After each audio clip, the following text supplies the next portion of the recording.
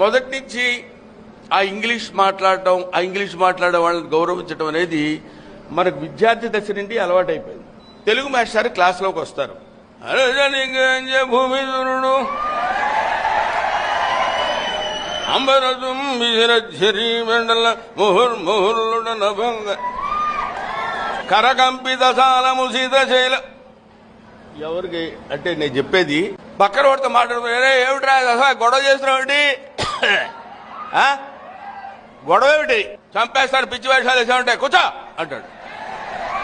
అనగానే వీడు వెంటనే లేచి నేనేం గొడవ తెలియదండి, నేనేం మాట్లాడలేదే అంటాడు.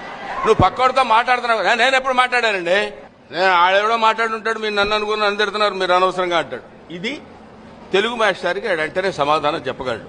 అదే ఇంగ్లీష్ మాస్టర్ వస్తారు క్లాస్, ఆయన చెప్తుంటాడు the total thing is everybody should accept the అని చెప్తున్నప్పుడు మనకు అర్థం కాదు.